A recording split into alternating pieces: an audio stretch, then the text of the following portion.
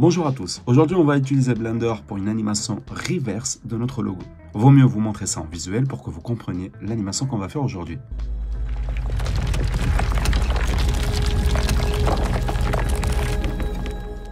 Si l'animation vous plaît, hop, sans plus tarder, on va regarder le tutoriel, qui est bien sûr étape par étape. Allez, on commence par ouvrir Blender et on va venir ici, cliquer sur le AX pour tout supprimer. Hop. Et après on va venir dans ajouter, on va aller dans texte, on se met en mode edit ou avec le tab et ici on va écrire juste le mot W parce que mon logo commence avec W pour dire Wizard Entertainment. Je remets ici en mode objet, je vais venir ici dans texte, je vais dans géométrie, je vais extruder ici par exemple à 0,07. Comme ça, c'est parfait. Je viens ici, je change à gauche par au centre. Je mets un petit décalage de 0,01 et je mets 0,01 de profondeur. J'augmente la résolution à 12 et après je clique avec le F3 du clavier et je fais convertir en maillage. Et je clique dessus. Et là, on n'a plus de texte, mais on a du maillage. Si on va cliquer ici dans mode édition, on va aller ici pour voir les sommets ou les vertices. Maintenant, on va venir ici dans édition, préférences, add-on, et on va s'assurer que celle fracture, il est coché. S'il n'est pas coché, bah vous le cochez et vous venez ici dans les trois lignes, enregistrer les préférences.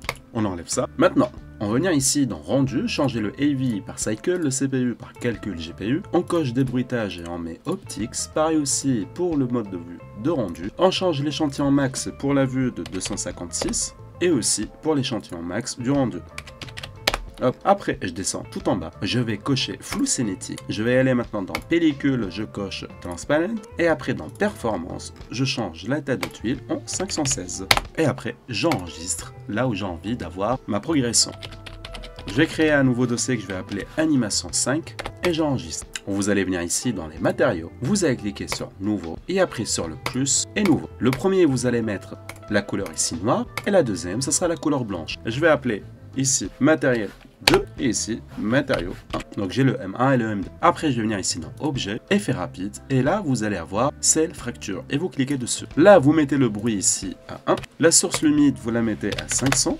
Vous changez petite par aléatoire et ici les matériaux vous mettez 1 ou 2, c'est comme vous le souhaitez. Nous on va mettre 1 et après je clique sur OK. Parfait, vous allez avoir ça. Et là avant de cliquer partout sur le clavier, vous allez cliquer sur le M pour avoir une nouvelle collection que vous allez appeler fracture avec le 8 logo. Vous cliquez sur OK, OK, et là tout va être mis ici dans la fracture logo. Et là, vous pouvez cliquer ici sur le vide et vous allez avoir ici le texte. Donc c'est notre logo de base que là vous allez cacher pour le moment. Voilà, comme ça vous le voyez plus. Je vais sélectionner ici tous mes particules. Donc je peux cliquer ici sur la collection, clic droit, sélectionner les objets et je vais faire une rotation ici à mon logo pour le mettre comme ça bien droit. Et je le mets ici au milieu. Après, je vais venir ici dans ajouter, maillage, plan. Et après, je vais venir ici à côté de cette fenêtre, votre curseur va se transformer en plus et vous faites ça pour ouvrir une deuxième fenêtre. Et vous allez changer ici cette deuxième fenêtre en géométrie note en cliquant ici. Là, on va cliquer sur nouveau. Ici, vous cliquez sur l'entrée du groupe et après sur le X pour le supprimer. Et après Shift A. Et ici, vous cherchez collection info ou info de collection en français. Et ici, vous cochez instance avec géométrie. Et là, vous mettez fracture logo. Et ici, si vous voyez bien, j'ai le petit truc rouge ici qui me dit votre collection elle est corrompue. Tout simplement parce que quand j'ai créé le plan, je l'ai créé ici avec le fracture logo. Du coup, je prends le plan et je le mets dehors dans la collection numéro 1. Et comme ça, il n'y aura plus que la fracture qu'on a fait sur le logo en lui-même. Pas d'objet indésirable à côté. Maintenant, vous pouvez cacher l'œil ici de fracture logo. Maintenant, Shift A. Et là, on va prendre redimensionner les instances qu'on va mettre ici. Là, on va venir ici ajouter et on va mettre un empty vide axe 5 à côté de notre logo. Et après, on va ici épingler les nœuds qu'on a fait et on va mettre l'empty vide ici qu'on a créé. Et on va le déplacer juste ici, comme un faux d'objet. Et on va mettre un nœud position avec le Shift A, hop, juste en bas. Et on va rajouter à notre node qui s'appelle Vector Matte, ou matte vectoriel. On va dézoomer et mettre cela un petit peu à droite, hop, pour qu'on ait un tout petit peu plus d'espace. Et on va changer ici le mode de additionner en distance. On va mettre ici la position dans vecteur et la position ici la deuxième dans vecteur. Et ici on va connecter la valeur de la distance à l'échelle. Et ici il n'y a plus le logo, donc c'est normal. Si on prend ici l'axe de Z pour l'augmenter, on voit l'échelle qui augmente. On va cliquer sur CTRL Z pour le remettre au début. Et on va venir ici cocher séparer les enfants. Et cette fois-ci, si vous recochez ici avec le Z pour sélectionner l'axe, bon, vous voyez la différence. On va pas s'arrêter là, on va rajouter aussi ici d'autres nœuds. Le premier, ce sera Map Range. Après le premier nœud, je clique ici, Shift A, utilitaire, mat, convertir l'intervalle, que je mets juste ici. Je mets ici la valeur avec l'échelle et je viens incruster ici au milieu. Et maintenant, si vous prenez ici l'anti-vide et vous commencez à le bouger, c'est beaucoup plus propre. Et ici, on va changer les valeurs. Pour le premier, on va mettre 1. Pour le deuxième, 2.225. Le troisième, je le laisse à 0. Et le quatrième, à 1. Et là, vous voyez ici, on a augmenté la distance sur laquelle il va disparaître. Tout à l'heure, il fallait vraiment que ça soit tout proche. Mais là, on est un peu loin. Bien sûr, fichier, enregistrer votre progression. On n'a pas envie qu'on perde tout ce qu'on a fait depuis le début. Là, maintenant, on va mettre ici un autre nœud à côté de sortie du groupe à la fin. Shift A. Et on va mettre définir la position. Et on la met juste ici. Et après, on va venir juste ici. Et on va prendre ces deux-là qu'on a déjà fait. L'info d'objet plus position. Shift D pour les dupliquer. Et on va les mettre juste à côté. Et on va faire Shift A. Et on va chercher mélangeur. Qu'on va mettre juste ici. Et on va changer le flottant par couleur. Et après, ici, on coche la position par le A et la position 2 par le B. Et ici, ces trois-là, je les bouge un peu. Et je mets le dernier, le résultat, avec la position de celui qu'on vient de rajouter. Je les reprends maintenant les trois. Je les mets juste en bas. Parce que je vais mettre aussi la distance ici que j'ai mis avec le facteur qui est là. Maintenant, on va mettre ici tous les infos de collection en relative. Donc lui en relative, lui aussi et lui aussi. Et après, on va switcher ici la position par l'autre position. Donc on enlève ici les deux liens. Hop. On met la position au début et l'info de l'objet en deuxième lieu. Et on remet le A et le B. Et on va rajouter aussi un autre map range, donc convertir l'intervalle celui-là, que je Shift D pour le dupliquer et le mets entre la distance et le deuxième. Maintenant, je vais prendre ici le deuxième map range et on va mettre la première valeur en 0 et la troisième valeur en 3,5. Et ici à 0. Et maintenant, vous allez voir le résultat ici. Si je bouge ici le Z, c'est comme s'ils étaient en train de se former. Regardez l'animation, maintenant c'est encore trop beau. Maintenant, je bouge ici le Z et je veux qu'à partir de ce point-là, c'est 0. Et on va commencer à bouger ici ce premier paramètre. Je me remets ici, hop, et je recommence à bouger ce paramètre. Voilà, là c'est parfait. Une fois ici que vous avez bougé les paramètres pour avoir l'animation que vous souhaitez avoir, hop, on va passer à la suite. Mais juste avant, on va venir ici, hop, dans cette fenêtre à gauche, et on va venir ici ajouter une caméra. Hop, ajouter, caméra qui est juste là. On va venir la mettre ici. Après, on va venir ici dans sortie, on va changer 1920 par 1080 pour que ça soit sous format Instagram ou YouTube. Donc ça, c'est pour avoir le format Instagram. Et celui-là, si on le laisse par défaut, ça sera le format YouTube. Hop. Ici, je vais mettre 30 images par seconde. Et après, je vais cliquer ici dans sortie. C'est là où ils vont être téléchargés à la fin, toutes les images de l'animation. Hop, je crée un nouveau dossier que je vais appeler PNG Sequences. Et je clique dessus. Hop, accepter. Après, on va venir ici, à gauche, dans la fenêtre, toujours.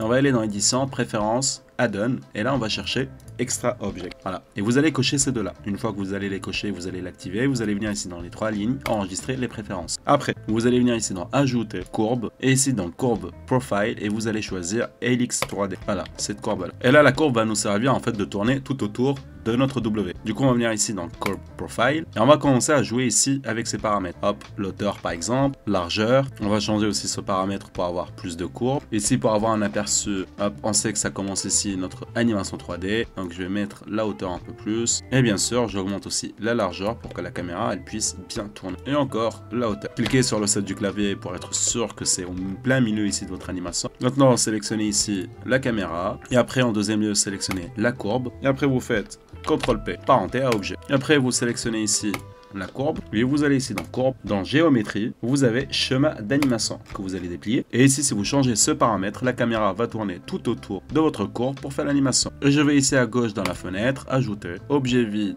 à notre axe simple, voilà, et on va l'appeler focus pour qu'on ne se trompe pas avec l'autre anti-vide. Assurez-vous en fait aussi que l'anti-vide que vous avez rajouté là tout de suite, il est au plein milieu de votre logo. Là par exemple. Après, sélectionnez ici votre caméra, vous venez ici dans les contraintes, ajoutez une contrainte d'objet et vous mettez suivi vert. Et là dans la cible, vous mettez l'anti que vous venez de rajouter, ce qui s'appelle le focus. Voilà, comme ça la caméra, elle va focus seulement l'anti-vide. Maintenant, cliquez avec le 0 du clavier, vous mettez ici à la première image et après vous sélectionnez la courbe, vous allez dans données. Et là, je vous ai montré tout à l'heure le chemin d'animation et vous commencez ici à bouger. Et c'est normal qu'elle fasse ici ces détours un petit peu bizarres.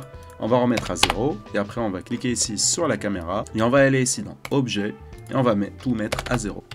Hop. Et après on resélectionne ici notre caméra et avec l'axe de Y, on va la bouger juste ici. On clique sur le 0 pour voir et après on sélectionne ici notre courbe et on va refaire la même manipulation de bouger ici le temps d'évaluation. Après ici je vais sélectionner la caméra Et on va aller ici dans la courbe et on va mettre une keyframe 0 à la première image. Juste là. On va avancer par exemple à la 100. On va mettre 0 pour voir. Et ici, on va commencer à bouger la caméra. Et ici, je remets une keyframe. Je sélectionne maintenant le focus. Je me remets à la première image. Je mets I position pour lui mettre une première animation. Et je me mets à la image numéro 100. Et je vais le mettre en haut pour qu'on puisse voir tous les pierres. Hop, comme ça. Et après, je mets I position. Et après, ici, vous vous rappelez le premier en petit pour animer ici la scène. On va l'appeler en logo destruction et on va aussi l'animer. Je me mets ici à la première image, je me mets là où on voit plus le logo et on met I position et après on va ici à l'animation numéro 100 et là hop, on commence à faire l'animation. On va laisser ici un tout petit peu de pierre, hop, par exemple comme ça.